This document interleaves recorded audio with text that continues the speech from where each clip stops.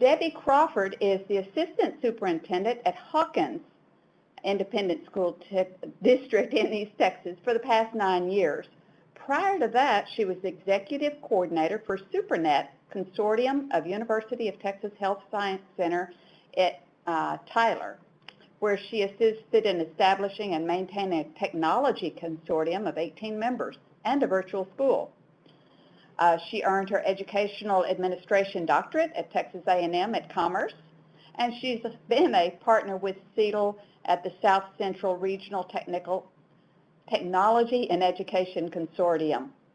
And prior to that, she was an award-winning classroom teacher and has had experience teaching grades 1 through 12.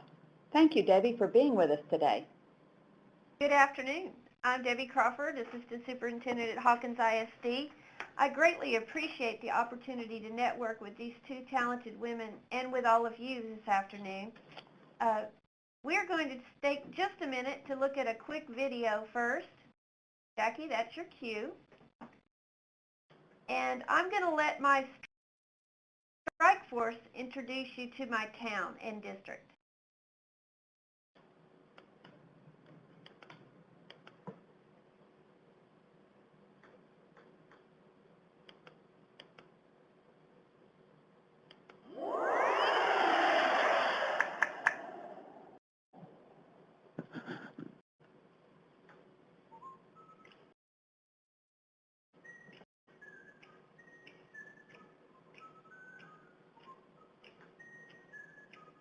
One red light.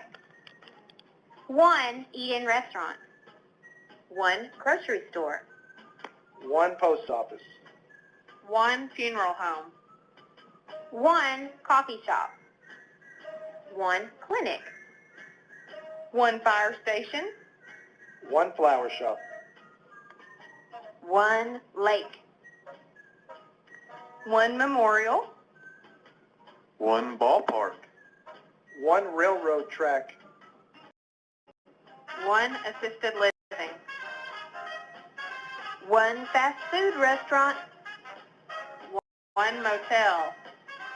One city park. One school district. One way of teaching. That's what we are here to change.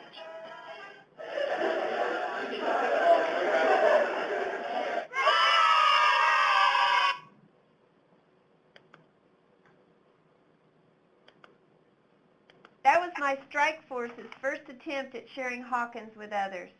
You'll learn more about this group later in the presentation.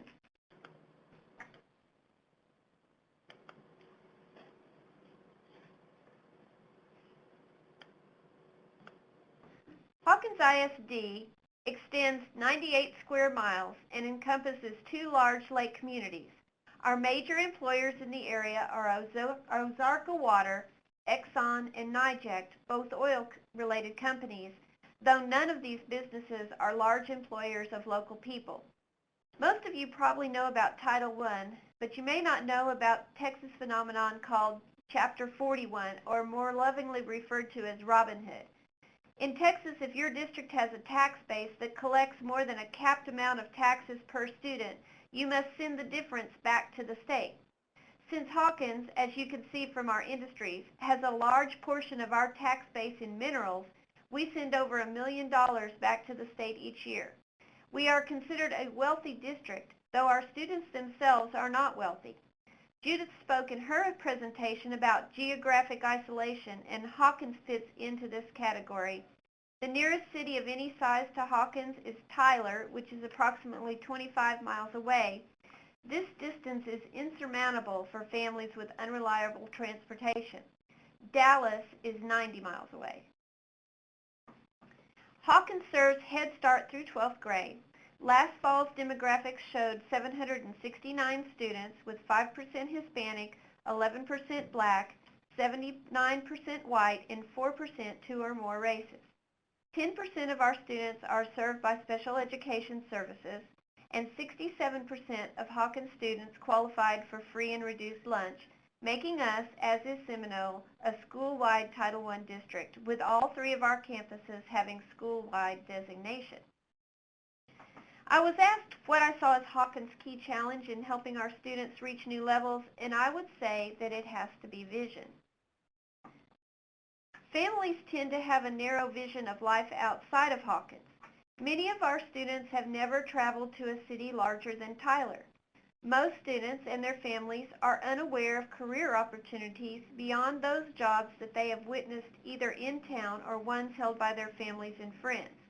As Dr. Meese said, if they've heard an interesting job that they might want to pursue, they often are not familiar with the pathways to getting to those careers. Some parents are threatened by the prospect of their students leaving our area to go to college because they're afraid that their children may not choose to return. The school has the challenge to broaden our students' vision and challenge them to reach beyond the familiar. There is a sort of everyone knows everyone familiarity that sometimes allows students a pass rather than pushing them to do things that are uncomfortable. We have to prepare students for college and a life outside of Hawkins where everything may not be easy. They may not get a pass because they are the mayor's daughter or the football hero's son. We have to give them the confidence to stand on their own. In the past, we've not had a lot of trouble getting our students admitted to college. Rather, we have had trouble keeping them in college until they complete their degrees. There are lots of familiar faces and close relationships between teachers and students in a small district like Hawkins. When they enter college, that is no longer the case. Students often find themselves lost and not adept at advocating for themselves or finding and utilizing available resources. Dr. Meese discussed this in her findings as well. Hawkins has had a few projects that we've utilized to try to help expand our students' vision. In 2011, Hawkins had the opportunity to send a couple of science teachers to training with the GLOBE project. Through this project, students in middle and high school use scientific protocols to gather data which is submitted to databases utilized by practicing scientists. Their measurements must be precise and timely. One of our teachers really took to the project. Because of her efforts, a group of our students and the teacher were invited by the American Embassy to travel to India and attend a science fair there.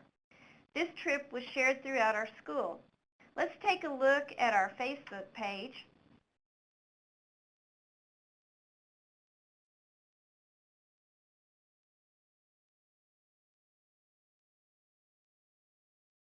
It'll come up here in just a second. There we go. We utilized social media to send pictures back while the students were there. As you can see, while the students traveled, they posted their trip for others in our school and community to share with them. They exchanged scientific ideas, but also cultural ideas. As they visited schools and taught Indian students about baseball, and Indian students taught them about traditional dance and recycling paper. They realized there was a larger world out there, but it wasn't so very different from their own, at heart anyway. Thank you, Jackie.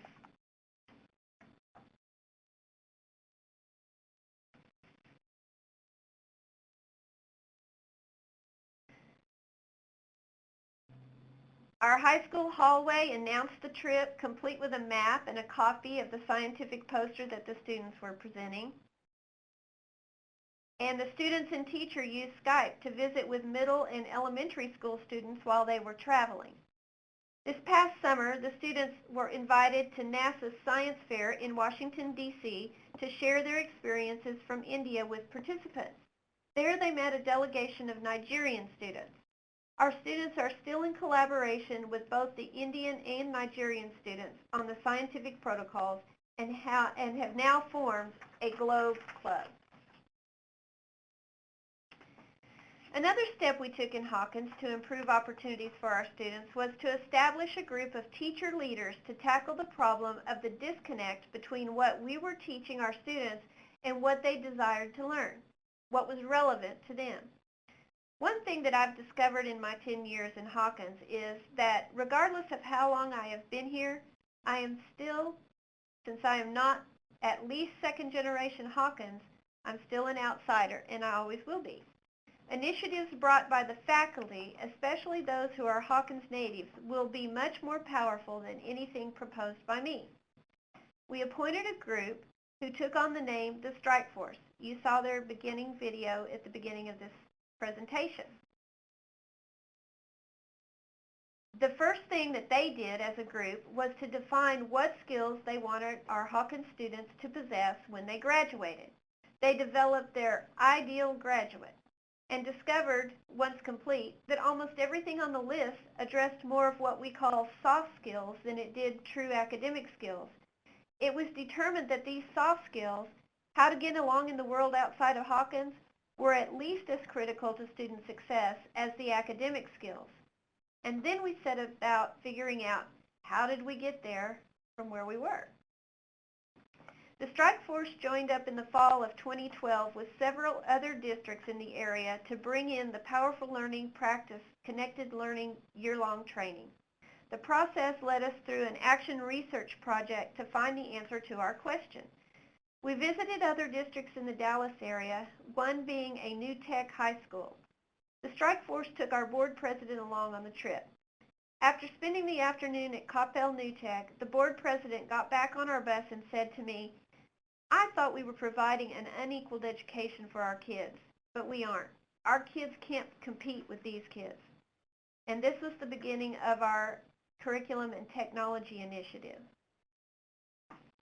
The committee determined that unless we changed our instructional approach to something that would compel students to participate more fully, we could not accomplish our goal. PBL, or project-based learning, was the instructional method that they determined we needed to challenge our students to take responsibility for their own learning. They further decided that if our students did not become more familiar with technology in a productive and ethical manner, in time that would cripple them. So the direction was set and a plan was devised. The Strike Force determined that the first step was to ensure that the focus was on instruction and not on technology. However, they also felt that if teachers did not themselves become more tech-savvy and utilize it in instruction, the whole project would be lost. The Strike Force decided that their ultimate dream would be for one-to-one laptop computers in 4th through 12th grade and iPads in K through 3.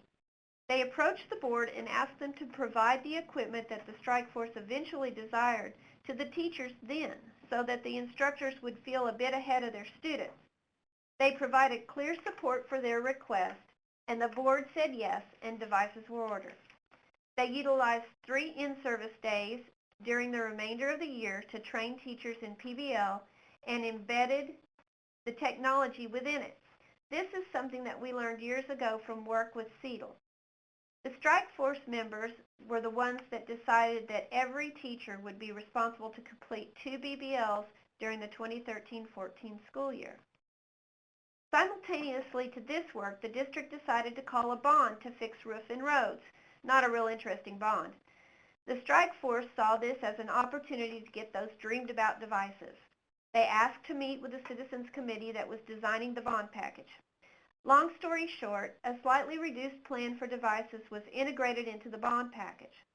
The Strike Force then went about the task of convincing the community that students really needed those devices. Our bond passage history in Hawkins has not been great over the last 30 years. 2 superintendents before the current one had tried and failed to pass bonds. The current superintendent passed a bond approximately 7 years previously that included a new gym and cafeteria, and it passed by only 14 votes. This time, the bond passed with 70% of the voters supporting it. Community support is one of those things that Judith mentioned as being an advantage to small towns, and it is. Another program that we utilize to help our students reach beyond our district is participation in the SuperNet Virtual School, which provides online high school courses. This was founded by a collaborative that Hawkins is a part of and provides over 20 online courses. It gives us flexibility to overcome staffing and scheduling conflicts and also to offer credit recovery or acceleration.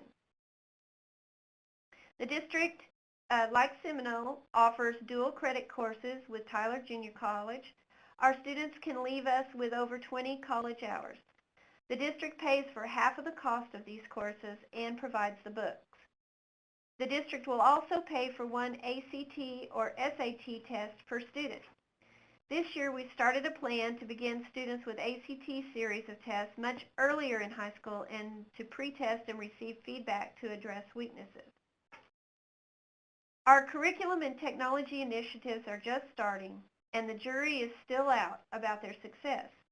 There are many things that could cause concern and frighten people into not giving it a chance to play all the way out. Probably the largest obstacle to change in a small district is this.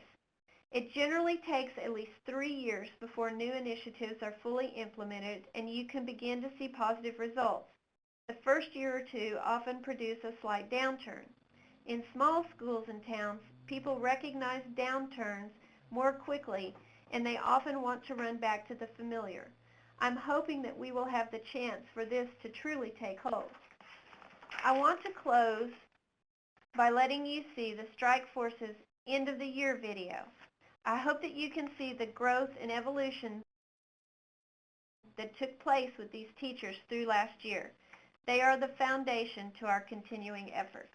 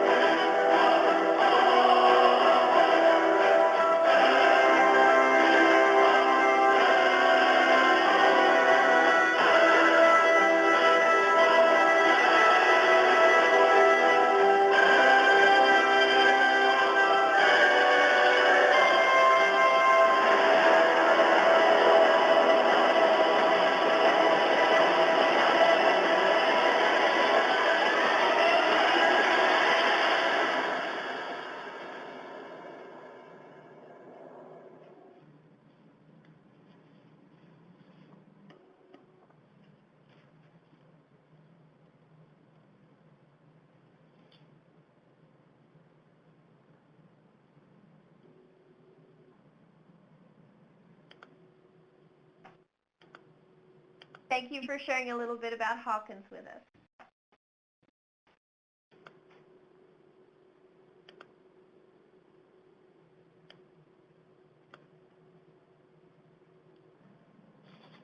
Thank you, Debbie. I'm sorry, we were on mute for just a little bit over here. We really appreciate you sharing your description and your findings and how everything coincided a lot with what Dr. Judith Meese shared with us. And I have a couple of questions, and I'm just going to rotate through our speakers for a little bit. Judith, this one is for you. We had a question. Do you have any specific recommendations for universities? Well, we actually at UNC Chapel Hill, we do have a bridge program for rural students in the state. We bring them onto campus early during the summer before they enter college, and it's very intensive preparation. They start classes because one of the issues that we find among rural youth is that because of the difficulty providing advanced courses in mathematics and science and English, that they often have to take remediation or remedial courses that don't count toward college credits. So the state has really taken on that challenge to provide bridging programs to go out into the communities, to reach out and to help with that transition into college. North Carolina is very fortunate to have a very good community college system. We have community college in almost every county of North Carolina. So many of our rural students will start at the community college level if they're not ready to leave their communities or cannot afford to come to Chapel Hill. And we have an agreement with the community colleges that if the students maintain and be average, that they can matriculate into our four-year institutions. Okay, this one, Dr. Meese, relates to it, but it might help you clarify this person's question. What did you find to be the major barrier at the universities for rural students? You mentioned funding. Is that the major barrier? We haven't yet studied the university side of this, of the rural youth transition, but in terms of the high school side, it is the lack of information about how to go get financial aid, find sources of financial aid, access to information about colleges, information about exams needed for college, assistance with writing those essays for college admissions. So I was watching some of the stories online that people are trying, the different schools are trying to make an effort here, but that's what we're learning from. We learned from our focus groups with the high school students, and I have a couple students that are actually doing research now on first-generation college students from rural areas, and that's what they're finding, is that these students really need more assistance with those college applications, or if they're looking for work opportunities in their communities, they need that information as well. Okay, our next question is for Rhonda Townsend. Rhonda, you referred to a high need to prepare for the Common Core standards and that you have partnerships to help respond to this need. How are you doing that through the partnerships, or they're asking for some specifics? Well, just here in our state, within the state, we have partnerships, of course, with ALCA, which is a Rural Learning Communities Association. We have partnerships with you all. We're looking for the research that's in place that will show us what best practice is. We work with different consortia groups in the state that are at the state level, as well as I work with a consortia group of people in my position. It's the Metro Learning Group, Metro Consortia Group, and we share information amongst ourselves. We are very networked. We have found that we have a really high need to network within our state.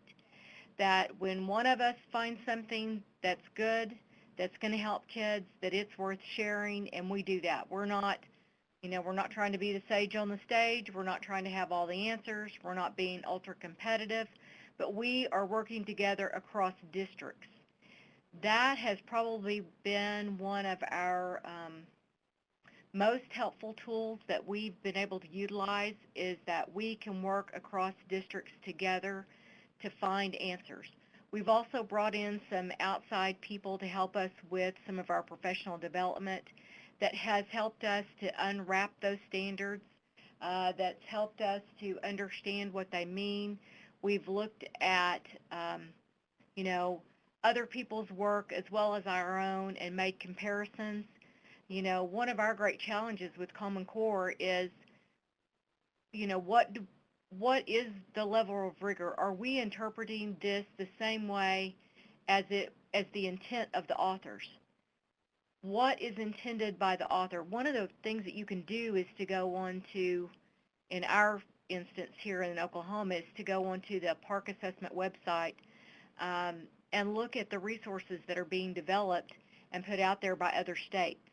And so, when one of us finds something good, I know that I work with a group and we have access to some Google Docs, and we post stuff there across our districts whenever we find something that's good, and we just work together. Thank you. That helps a lot. Debbie, this question is for you. Technology is often a challenge in rural schools, and it seems that your district has a lot. Can you talk a little bit about how you stepped up the game so far? Yes, and it all relates back to many years ago, and with what Rhonda was just talking about, and that's the networking between districts. We had a collaborative SuperNet consortium that you mentioned when you were introducing me, and that was a group of 18 districts that got together and leveraged enough power that way to help build a technology backbone. A lot of times little districts can't get the attention of vendors and can't get the prices down, but when we got together with 18 of us, we had enough power then, and we were able to build a network that we centered at UT Health Center in Tyler, and with their bargaining power as well, that was helpful. And we spread out over a huge area all over East Texas, but we are still hooked together, and this was started a long time ago, and that's what launched us. And now everything's cheaper because we can get it in bulk. And, this is Rhonda. We've done the same thing where we have brought some districts together, and we have leveraged our resources in the very same way with some of our online programs.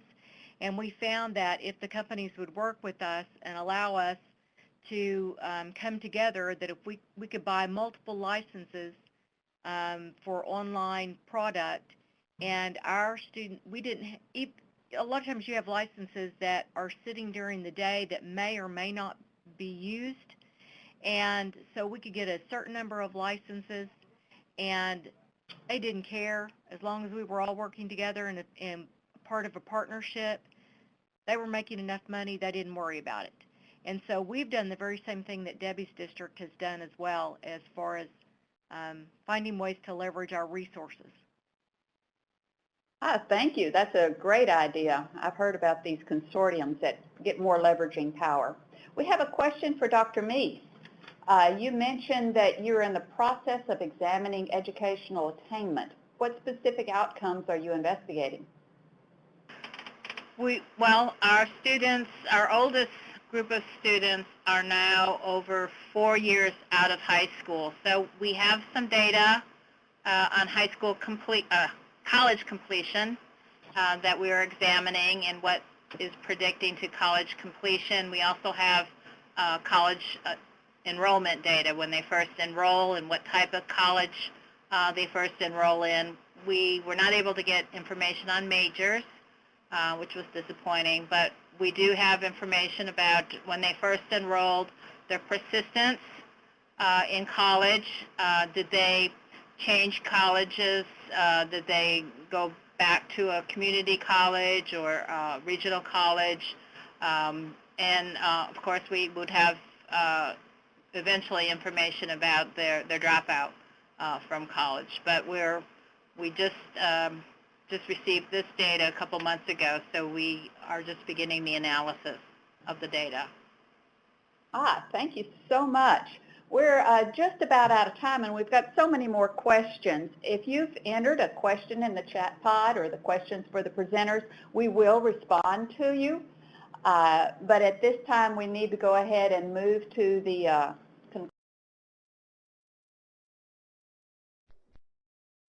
conclusion. Jackie?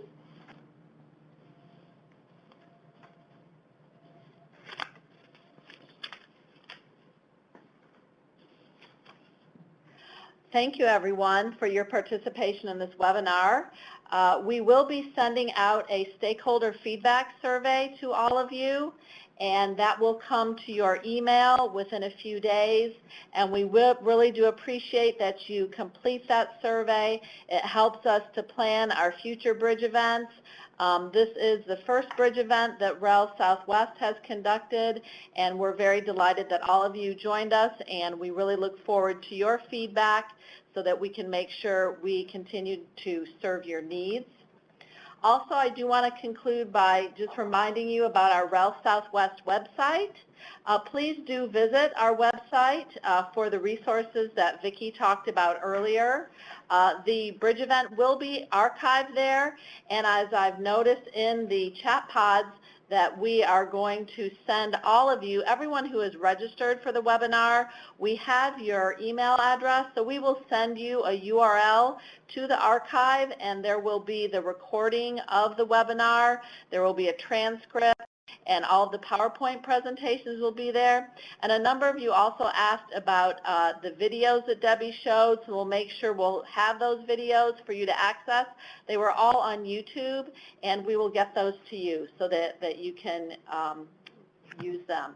Also, we do invite you to subscribe to our REL Southwest Spotlight e-bulletin.